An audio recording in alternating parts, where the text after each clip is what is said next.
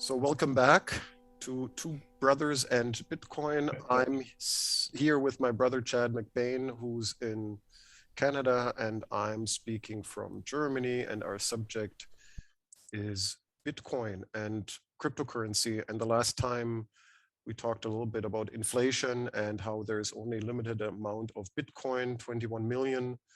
And you just said something interesting prior to our session today, that you said Bitcoin is a way out of the current financial system. And that's why it's so interesting for you and also for me. So it's a subject which interests both of us, but you have been dealing with the issue much longer than me. And yeah, today I think we said we wanted to talk a little bit about the whole aspect about where to get cryptocurrency. Is it safe? Is it secure?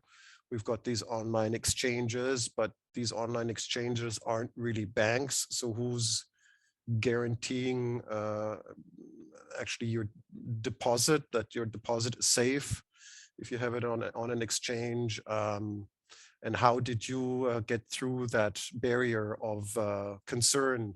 Is my money safe when I send it somewhere? If I bring it to a bank, of course, a bank can go bankrupt. Yeah, we know that. And it has happened in the past, but they have sort of like a higher level of trust. And there's certain also guarantees, usually also from states behind those banks, where we say, okay, I sort of trust them. And a bank run is not that common. Yeah, I think it probably depends on whereabouts in the world you're located, but we'll speak from the Canadian, maybe European or North American European perspective. So yeah, it's an interesting question, but safety or the guardianship of money or finances or whatever is very important, I think, for most people. Most of us work pretty hard to accumulate even a little bit.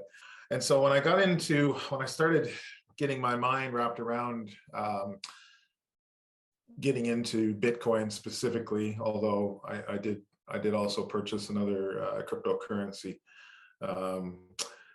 I wasn't really thinking too much about the storage aspect of it, but the protection aspect of it, I gave a lot of thought to. And what I looked for, being in Canada, I was trying to find a Canadian exchange or place where I could buy Bitcoin that offered me some semblance of the security that I was used to in a bank. So here in Canada, I think about 75% of your proceeds are insured through a federal insurance policy that all the lending institutions and all the banks and all the credit unions have to belong to. And actually, in the crypto space, that's not that plentiful. So I did find, and full disclosure, this is not promotional. Nobody I'm going to mention today is sponsoring us or anything like that. Just my own research at the time. I found a couple of Canadian exchanges. One of them, I could find no evidence to suggest that they had any type of security protocols or insurance in place. And another one that was what we call here in Canada FinTrack compliant. So that's the federal anti-money laundering type of regulation. And most businesses that deal in any form of money have to be compliant under that regulation. The two people that founded this exchange had both worked in the government on that regulation. So I felt a little bit more secure knowing that not only were these, one of them was a banker and one of them was an administrator in the government, but both of them had worked in that field for anti-money laundering for the government.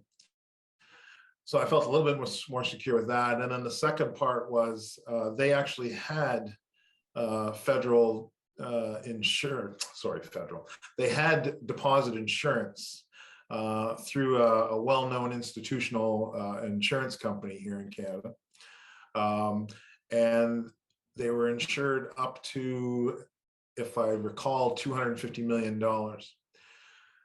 So I thought, well, that adds some protection as well. So they have insurance, and they also fell under the Canadian federal guidelines for anti-money laundering and that kind of stuff. So I decided I was going to use them. I also, we'll get into this a little bit later, but one of the other things that they did that jumped out at me was they stored 95% of their cryptocurrencies in an offline wallet. So for anybody that doesn't know what we're talking about, we'll talk about that a little bit later, but I guess just to summarize, they didn't have, if we think of them as a bank, they only held 5% of their total investment portfolio in cash at the bank. The rest of it was not on premises. So in this case, it was not stored on their servers. It was stored not only off site in this case, but offline. So that made me feel a lot better, so that if they were hacked, or basically hacked, I guess, broken into, whoever were to hack them would only ever get about 5 to 10% of the actual proceeds that they had been given. So worst case scenario, if I invested $1, I could lose 5 cents. Yeah, because they were 95% of it wasn't even stored on their servers. So that's kind of how I chose the exchange that I decided to purchase my Bitcoin from. Having said that, I didn't have to stick with a Canadian exchange. I could have used a European exchange. I could have used an American exchange. There are many. Probably the biggest global exchange is called Binance, but for a variety of reasons, I chose not to go with them. I looked at some of the big American exchanges. Coinbase is quite well known. They're a public company now. Gemini is pretty big in the space. Gemini is owned by the Winklevoss twins. Anybody that ever researched the history of Facebook or watched the movie The Social Network, they were the twins that kind of came up with Facebook. So they have pretty high public profiles. So I felt a little bit secure in the fact that, if I was to do it through their exchange, they had a lot more to lose than I did if things went bad, just in terms of their public profile. But there was no guarantees. There was because this industry and this space, I think, is so young. We're just now today getting to the point where these exchanges are starting to become regulated, it looks like, in most jurisdictions, or that have insurance that insures a good portion of their deposits. Speaking of Gemini, they also had insurance, and I can't remember how much it was for, but they had a fairly large insurance policy as well against all their deposits. So I think if you're going to pick an exchange, my opinion would be, in this day and age, pick one that's very well known, pick one that's relatively large, and then try and do your own due diligence, find out, are they insured? If so, how much are they insured for? Do they keep their crypto on their servers, or is most of it stored offline? Because it doesn't make them hack proof, but it certainly protects most of the proceeds from hackers. If it's not stored online or on a server, there's no way to get to it. And those are the things that I would look for in an exchange. Look, fees are a big part. You want to pay as little fee as possible, or little fees. But the truth of the matter is, I think there's things that are more important than fees. And I think that is what we just discussed. How is the cryptocurrency stored? Where is it stored? Are you insured against theft? And do you fall under any type of federal government regulation? The more they do, I think the more you can feel protected. But there's no guarantees, particularly in this space at this time, is how I would phrase that. But there's certainly things you can do to make yourself feel much more comfortable in terms of where you're placing your money. And just mention the question of the wallet. So you don't have to keep your crypto online. You don't have to keep your crypto on these exchanges, right? You can actually take them off the exchange. Yeah, most long-term Bitcoin or crypto investors will advise you to actually hold your crypto off the exchanges. Excuse me. There's an old phrase in the crypto community called "not your keys, not your coin," and what that really means is if you don't actually have physical possession of your crypto, then it's susceptible to being stolen, to being hacked, that kind of stuff on the exchanges. So there's plenty of products out there, and what they are is they're basically digital storage devices. And think of them like a wallet, and you would put your money in your wallet. Well, these are just basically places where you would put your digital money, your digital currency. And so off the top of my head, the one that I tend to use, there's a couple that come to mind. There's many out there, but if you search, digital cold storage wallet, you'll come up with all kinds. But two that stand out for me would be, one's called a Trezor. The other one's called a Ledger, Ledger Nano. I actually use a Ledger Nano myself, and it's a bit of a process to set it up. Might take you a half hour or something like that. But basically what you're doing is you're much like you would put photos onto your computer or onto a hard drive or something like that, or a thumb drive if you wanted to be portable. Think of these as a thumb drive for your money. And you would then place your crypto into one of these wallets, one of these devices. And it's not actually in the device, which sounds a little strange, but the device holds the numeric keys, numeric alphabetic, I guess, to access that crypto. So the passwords, the codes that you would need to access your crypto are held in this device. And then nobody can access your crypto. Nobody can access your money.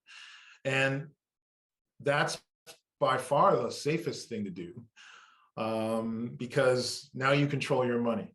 And unlike bars of gold, if you were to want to move from one state to the next or one country to the next, you don't have to put it in big trunks or shipping containers.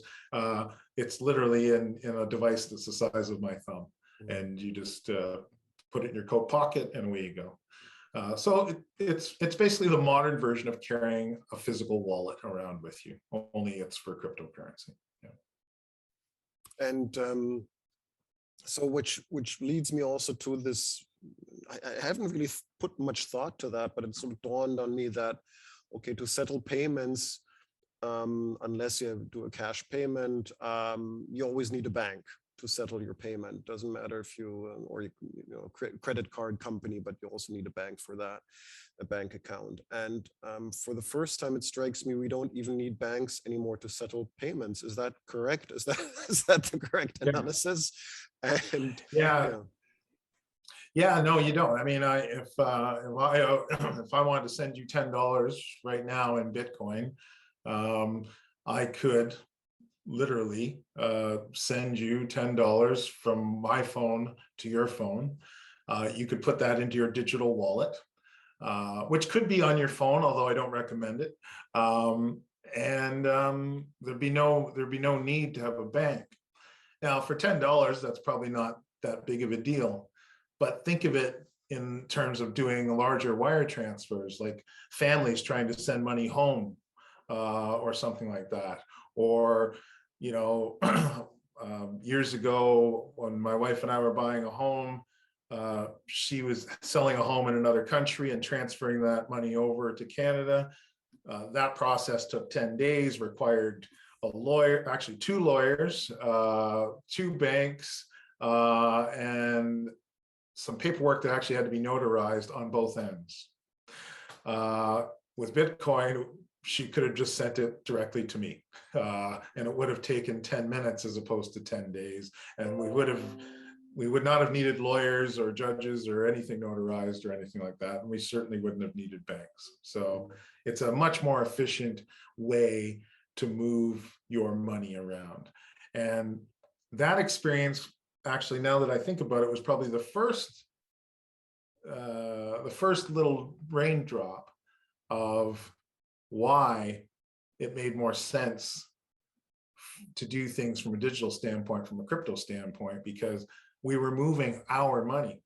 And yet it seemed like we needed 4 or 5 people to do any type of a transaction to move our own money around. Oh, and we had to pay both of the lawyers too. So we not only had to pay the transfer fees for the money, we had to pay to have the documents notarized and all that kind of stuff. So yeah. Yeah, and I think that's what was one of the big arguments for El Salvador also to adopt Bitcoin, was this question of remittances. So apparently the country depends a lot on these remittances, and then the transaction costs are much lower to send back money to your family. Yeah, I mean, I've had no reason to do that, but my understanding is it can cost as much as 30% of the total that you're sending. So if you're sending $100 to a family member, in El Salvador, and you're, let's say, in the States or Canada or Europe, they're only getting $70. So, we talked last week a little bit about how your time is the money that you're paid in. So if you let's say you're making $10 an hour and you want to send home $100 to your family, that middle person, that bank, that whoever's doing the transaction, whoever's doing the remittance, they just took 3 hours of your life. And all you were trying to do is help your family by sending them your money, your hard-earned, your hard-earned money, and the hours that you've worked. So, I guess because we're all used to that, we just accept it. But when you think about it, it's crazy. To send your money. And by the way, I'll pick on Western Union. If you want to send money from Western Union, if I wanted to send money to you right now in Western Union, it could take days. It could take 2-3 days. And they're going to take, a fairly large percent of that money as part of the fee for doing the transaction. And yet I can pick up my phone and send you the money right now. You'll receive it in just a few minutes, and the transaction is settled and complete. And it might cost me less than a penny to do that. And it costs you nothing, or maybe it costs you less than a penny as well. So yeah, it's a much more efficient way to move your money around. It's a much more efficient way to help your friends and family if they need your money. And you literally do cut out, I don't want to say a middleman, but certainly an intermediary that quite frankly doesn't need to exist in this day and age. Maybe they did at some time before the internet, but certainly not anymore. It's interesting. I'm just trying to, there's a lot of hype around cryptocurrency right now, and we'll get into that here now in this session, also why that hype has, gone up in the last year and this year. And part of it is, cryptocurrency is now similar to the beginning of the internet, but it's now not anymore the internet of information or the internet of things. Now it's the internet of currency, and we're now seeing another wave of innovation. And there seems to be something to it if you think about this whole question of intermediaries, right? If you start with email, which replaced the postal mail, which had an intermediary, you needed somebody to deliver. You don't need that anymore. Same goes for shopping, with all the ups and downs and pros and cons it has. Do you really need a bricks and mortar place to go to, or do you just select your products online?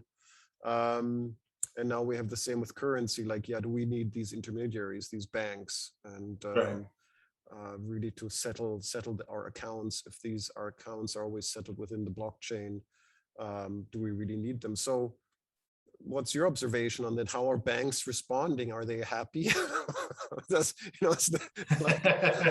Or are they just as upset as your mom and pop shop when they discovered Amazon is taking part of their business? And or I don't know. Yeah, I wouldn't liken a bank to a mom and pop shop. I would liken them to probably a national organization that wasn't happy when Amazon took their It's business. like a real retail chain, like who's like taken away Yeah. as a retail chain.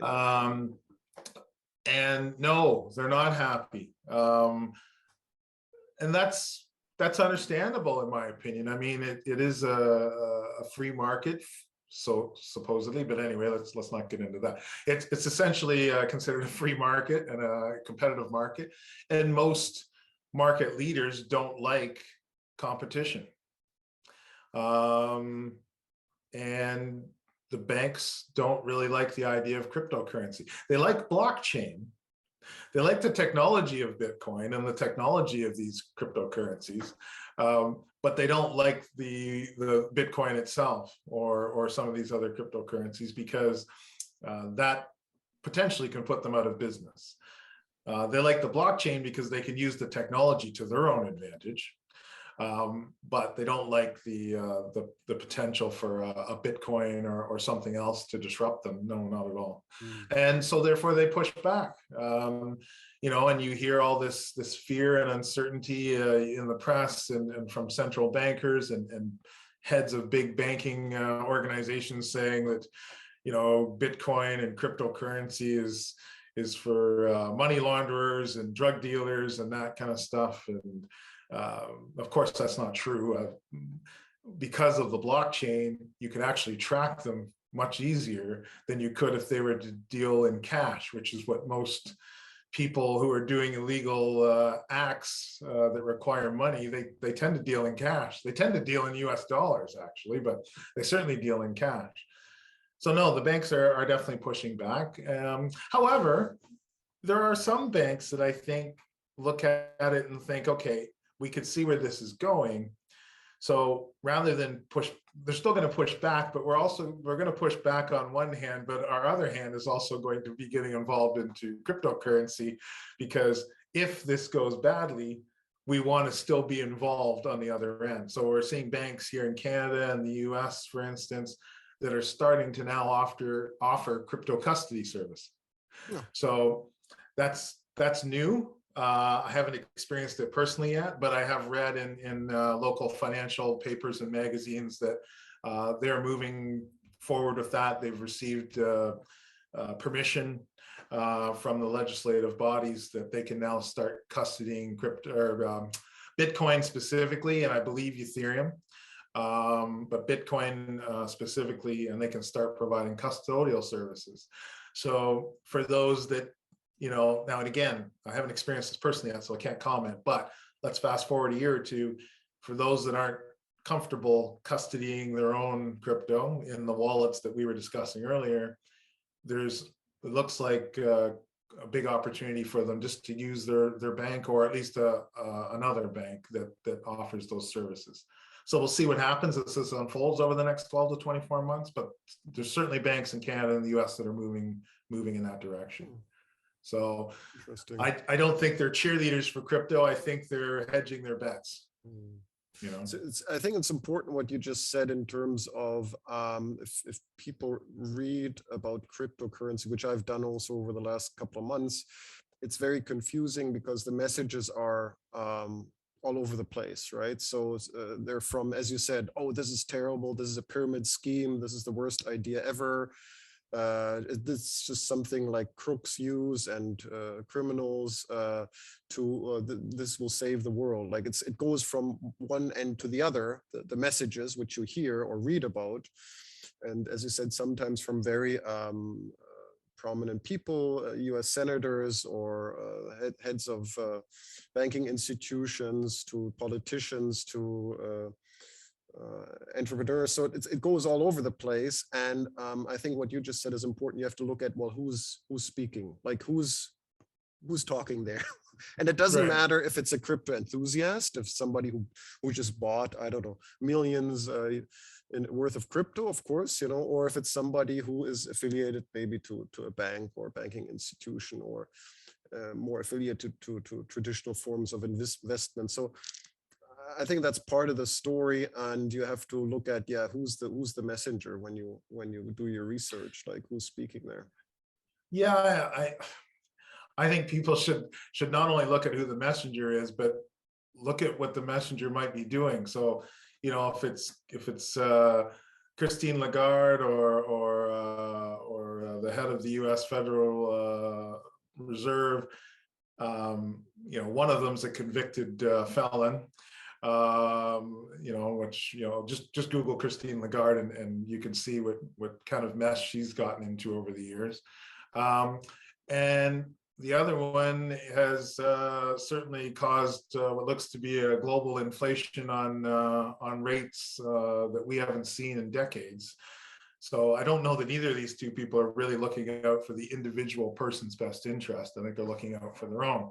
That being said, if I pick on somebody like Jamie Dimon, the head of JP Morgan, who called Bitcoin a fraud 4 years ago, the very next day, and this is the beauty of the blockchain, it's been proven that at the time he actually said it was a fraud, and he said that he would fire any JP Morgan employee that transacted or used Bitcoin in any way. The very next day, it's been proven that JP Morgan started buying Bitcoin. Now, at the time that didn't come out because, it took a while for people to put two and two together, but clearly JP Morgan was talking out of one side and doing something else. So, it's more about, well, watch what they do, not what they say. And so fast forward 4 years, and JP Morgan not only is now sending out investment letters and emails to their high net worth investors suggesting that they put 5% of their net worth into Bitcoin, but they also just opened up crypto trading desks a couple of months ago. So, if you had have listened to Jamie Dimon 4 years ago and said, okay, well, Jamie Dimon should know, he's the head of JP Morgan, I'm not going to invest in this. And then 4 years later, they send you a letter or an email, or maybe you hear from a friend that they're advising their high net worth clients to invest a portion of their portfolios in it. The difference in the price from then to now has probably been 6 or 7-fold. So you lost all of that opportunity because you listened to somebody as opposed to watching what they did. And what they did was they badmouthed it, and of one end, and at the other end, they started acquiring it. And they started acquiring the technical skills to open up trading desks and to make recommendations to their clients. So I can't speak for people like Christine Lagarde or Jerome Powell, but when I look at what the biggest Wall Street banks are doing, like Goldman Sachs and JP Morgan, they're getting involved in crypto at the same time that they're telling most of us not to get involved in crypto. But their A-list clients, they're telling them to get involved in crypto. So I just, I follow the money. That's where the real money is. If it's good enough for JP Morgan's high net worth clients, it's good enough for me. That's how I look at it. I think that's, you just said something really important, and I just got an idea that maybe in the future we should look at this whole ecology of all these actors who are involved in that and what positions they have on Bitcoin. I think that could be something for a future podcast or a presentation or something like that, to get an idea, who are the different actors and what game are they playing within that game. And I think you just described that beautifully, that this game is played on several levels at the same time, and when one should become aware of that when one reads into it or starts to inform oneself about that. You just said something with JP Morgan getting involved, and I wanted to touch on that issue within this session as well. Things have sort of changed last year and this year. It seems like a lot of people got on board. Maybe they got on board way before 2020, as you just pointed out, like more undercover or in secret, basically, but discreetly, let's say discreetly, so to take advantage of the market. And we've seen this year a huge boom and a run into Bitcoin. We've seen then a crash. Now we've seen another boom. um, which, okay, Bitcoin, if you look into history, does fluctuate, but there is a distinct difference in 2020 to 21. What's the biggest change? What would you say is the biggest change here?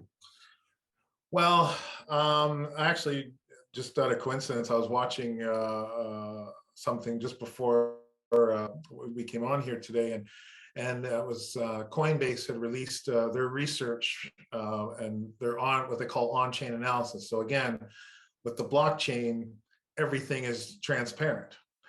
So what they looked at was what was going on the blockchain across all cryptocurrencies, but specifically Bitcoin and Ethereum, because they're the two big ones, Bitcoin, of course, being the biggest and most recognizable. And what they found was over the last 12 months,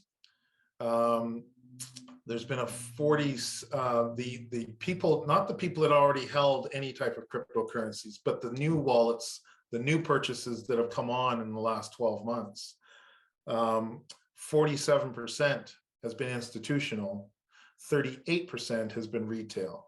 Now I realize that still leaves a 15% out there, and they didn't really get into that, but institutions are outpacing retail right now, according to Coinbase.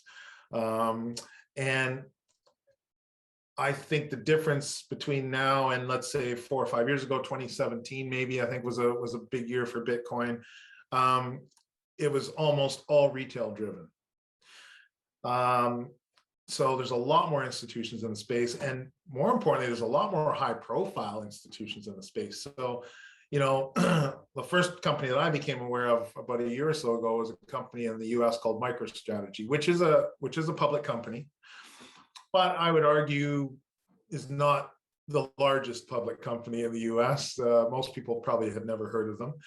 They did have $500 million in their treasury, so they certainly, you know, have done well over the years. But from that point, then you started hearing about companies like Square, which is a big payment network in the US. PayPal started to get involved in it. Of course, most famously, I guess earlier this year, I guess it was early this year when Tesla got involved. And these are companies that are taking money off their treasury and buying Bitcoin. So that means that they're basically taking their cash, not all of it, but a portion of it, and they're buying Bitcoin. And you know, that's very fascinating to me.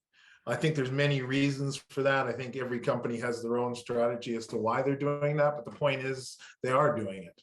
And 4 years ago, 3 years ago, 2 years ago, they weren't doing that.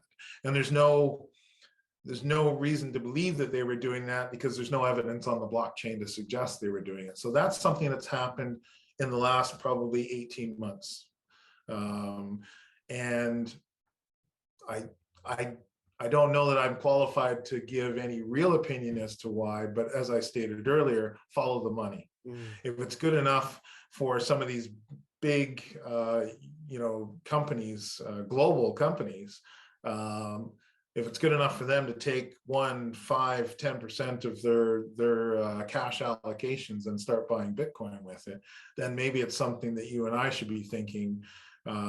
Whether we use the same percentages or not is up to the individual, but clearly they seem to have an idea that maybe we haven't thought of, and that's why they're getting involved in Bitcoin. I have my theories behind why they're doing it, but the point is they are doing it, you know. And I don't know that very many people walking around living their day-to-day life just trying to stay ahead, I don't know that most people actually know that they're doing that. So when we talked earlier about, you know, whether it's politicians or bankers or leaders in society criticizing it, it turns out that a lot of the same people are also acquiring it.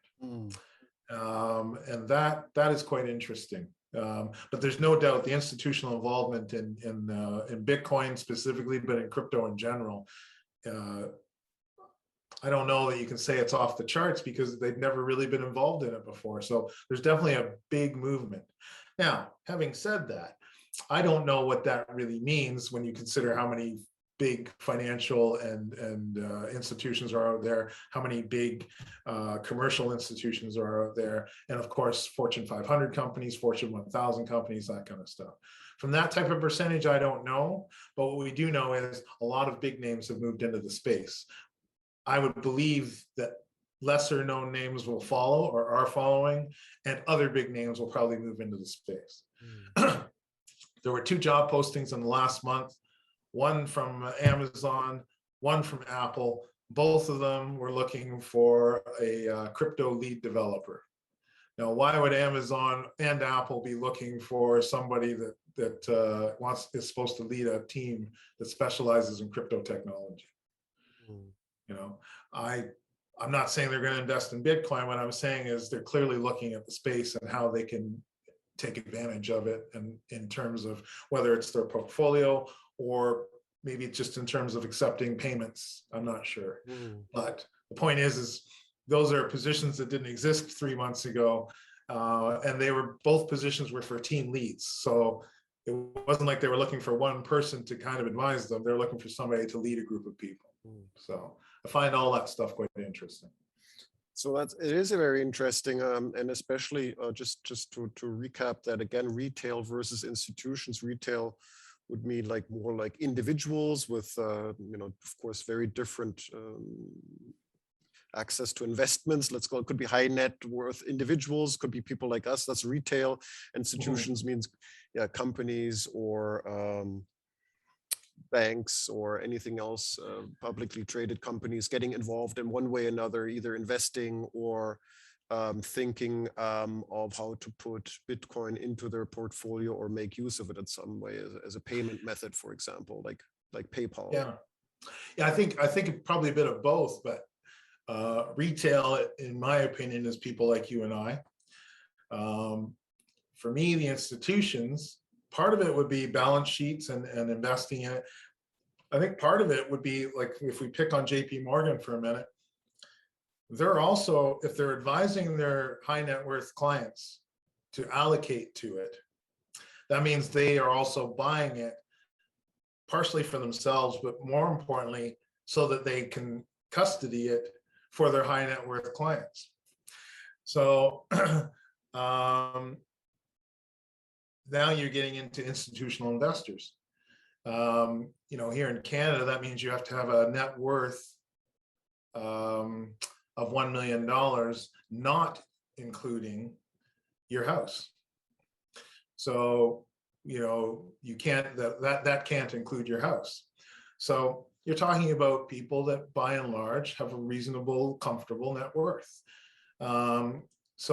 But they wouldn't be classified as retail if they're buying it through their investment bank. They would be classified as part of that institutional purchase, even though they're just people like you and I.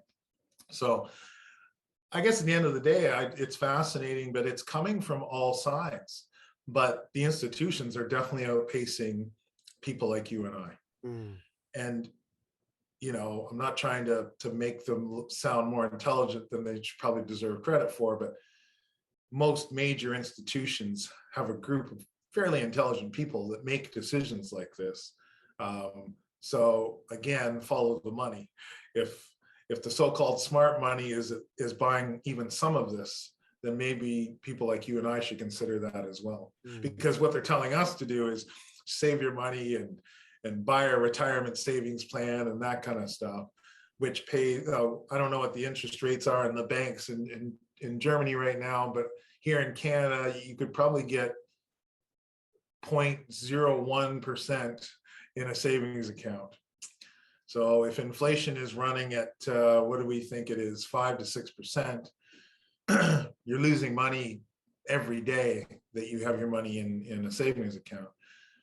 These institutional investment banks are telling their clients, well, you should consider buying this stock, you should consider buying gold, and you should consider buying Bitcoin as part of that package.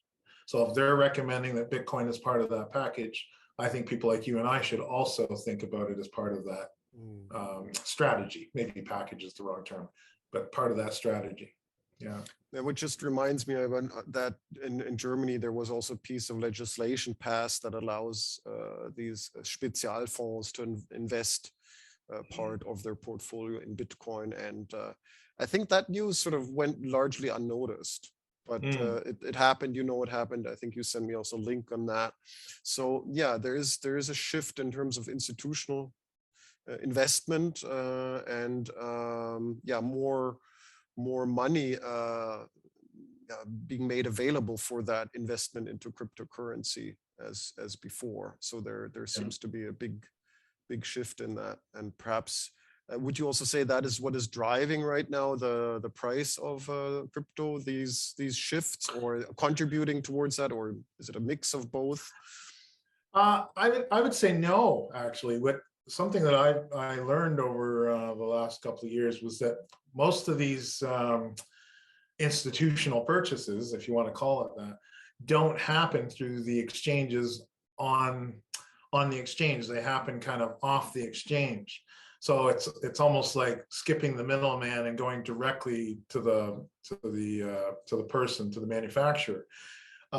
So their purchases don't drive the price, and that actually makes sense, because if you're JP Morgan or any large institution, you don't want to buy a bunch of this stuff, and as you're trying to buy it, the price keeps going up and up and up. So they buy it, just to use a layman's term, directly from the manufacturer, directly from the miners, and they skip the over-the-counter, and therefore it doesn't really affect price. Now, what does affect price is, because they're public companies, every quarter they have to do their filings and disclose what they've done.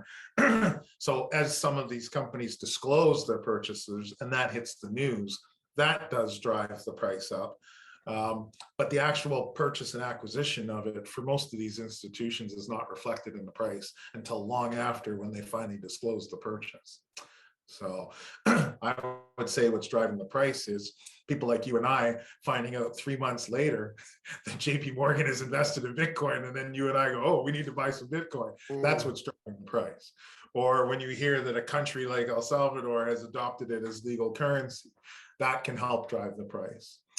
But I don't think when these big companies and big institutions purchase it, we don't even know about it, and we don't see it until after the fact. So I don't believe that that drives the price immediately, but it does drive the price down the road as they start to disclose it. So Tesla, for instance, they disclosed their purchase on February 8th, but they had completed their full bulk purchase sometime, I think, in early January. So, 4 weeks later, they disclosed to the Securities and Exchange Commission, and then everybody went out and bought some Bitcoin because Elon Musk and Tesla bought Bitcoin, So no, I don't think that drives the price, not immediately. Yeah. And the same people sold it again when he said, we're now reversing our decision on accepting Bitcoin for payment. Yeah. Mm-hmm. They did. And then what we found out in the next quarterly filing was that Tesla didn't sell any. So even though they said that they weren't going to take it as payment temporarily, at least, a lot of the retail people like you and I said, oh, okay, Tesla's getting rid of their Bitcoin, so they sold their Bitcoin.